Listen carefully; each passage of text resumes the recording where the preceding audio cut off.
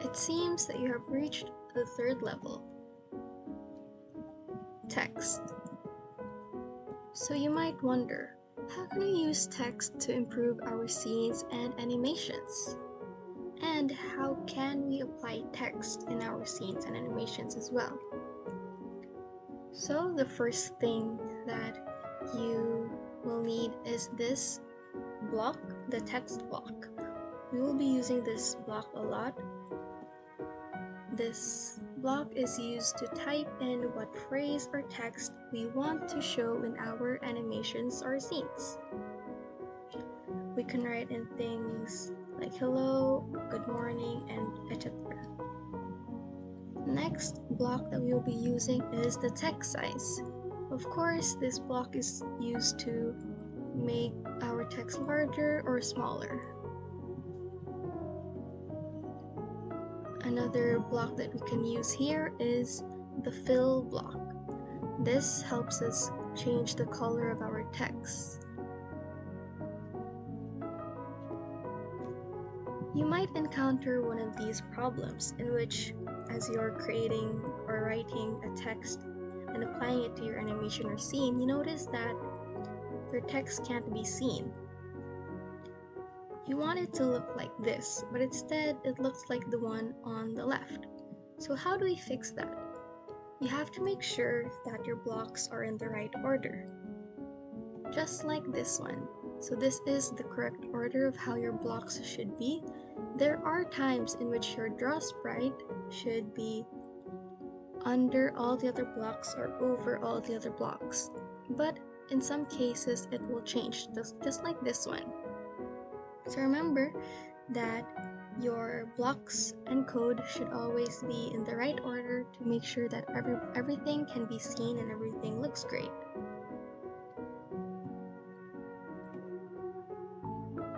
Good job! It seems that you have successfully beaten the third level.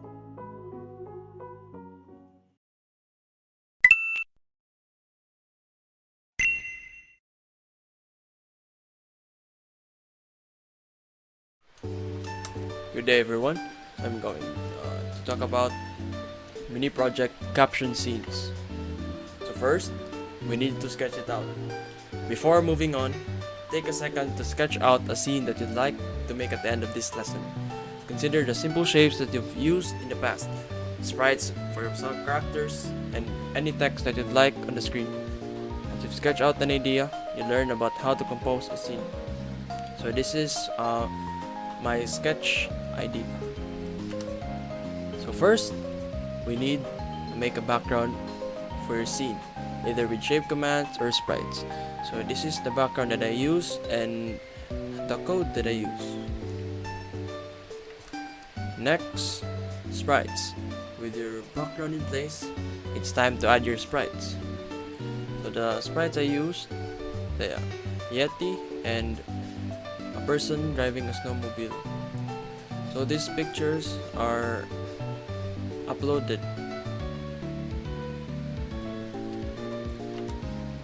Next, the final piece, the text.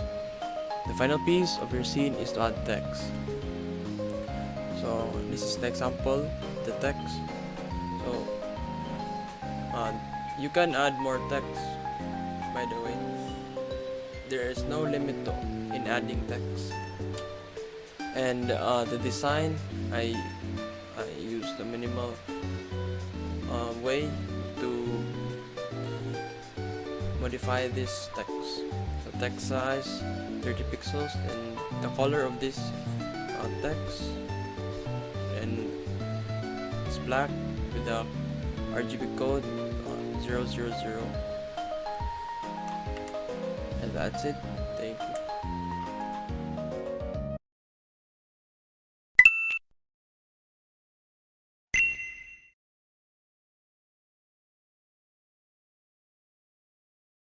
We are now at level 11. This is the Volcano area, and we'll be talking about the draw loop. Meet Leo. Leo is an explorer. He wishes to learn more about coding and animation.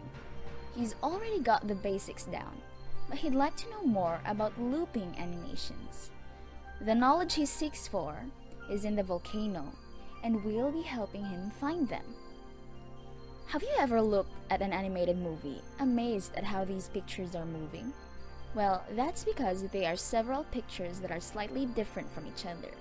If you speed them up, they become alive. These pictures are called frames.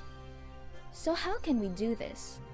Well, the easiest way to achieve change is to use the random number. The random number returns a random number in the closed range from minimum to maximum. It generates a new location, size, or color for the shape or drawing. Here's a simple program that shows a circle with a random X and Y position. If we run and reset this program over and over again, the circle changes its position. But Leo thinks that's very boring. He wants to create real animation, so we need to take all these images and string them together. In Game Lab, we can do this using the draw function. The functions in it are run line by line from top to bottom. Once the computer reaches the bottom of the function, it goes back up and repeats the command over and over again. Since these are basically just looping images, we call it the draw loop. Let's put the ellipse in the draw function. What's happening? Why is there so many of them? Well, for starters, we set minimum and maximum number for the X and Y as 0 to 200. So the circles will appear around that area. You can put as many commands as you want inside the draw function. Let's say we want some variety in shades. Let's put this fill color here, and let's put this RGB block. We want a set of purple shades. So let's set the red to 90, green to 0, and let's put a random number block on the blue one. Let's set the minimum to 0 and the maximum to 300. Wow! It looks like a virus simulation. But now, Leo knows the basics of draw loop, and it's up to him to use this knowledge to better himself. Goodbye!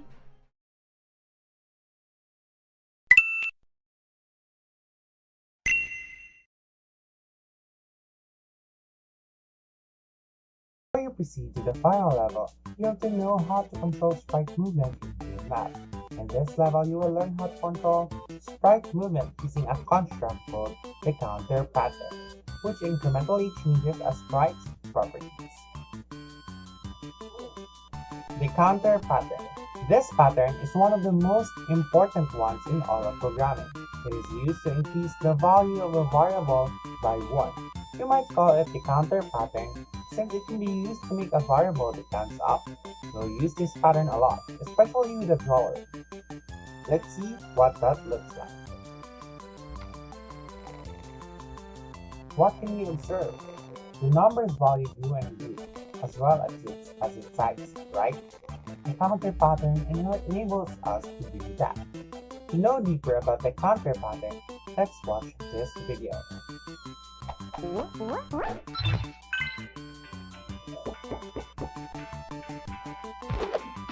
You can animate with sprites too. To do this, you'll need to update their properties inside the draw loop using the counter pattern. For example, this program creates a sprite called MySprite. Then, inside the draw loop, it uses the counter pattern to increase the sprite's X position by 1 in each frame. This makes the sprite move smoothly across the screen. Adding a second sprite to a program is easy. You just use the create sprite command again. This program animates 2 sprites called Sprite 1 and Sprite 2. Sprite 1 uses the counter pattern to move across the screen by adding 1 to its X property. Sprite 2 moves down by adding 1 to the Y property on each tick of the draw loop. These sprites have lots of other properties, but our program only needs to deal with the ones that are changing. Sprites already help you write more readable programs, and they are going to be extremely helpful and powerful tools for making fun games and animations. So stay tuned.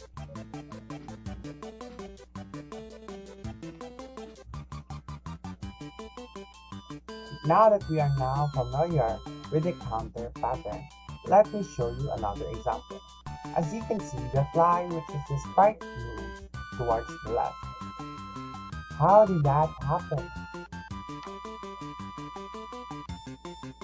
I used the sprite's x variable with counter pattern. But as you can see, it is subtraction. That's why the fly was flying to the left. If this was a plus sign, the fly would still be facing the same way, but flying backwards.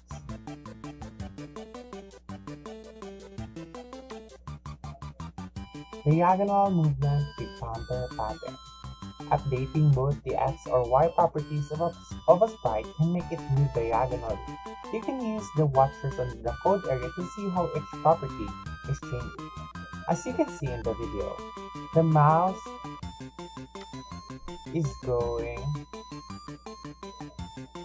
downwards because the y variable here is added by, but if you subtract it by any number, it would be the opposite and goes upwards.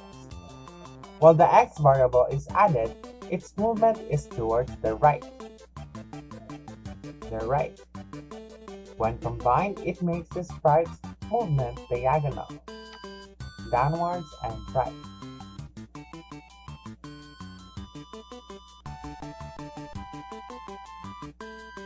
Additionally, you can rotate the movement of a sprite as you can see in the video by using rotation instead of the variables and then using the counter pattern. Here is the rotation instead of the x or y position.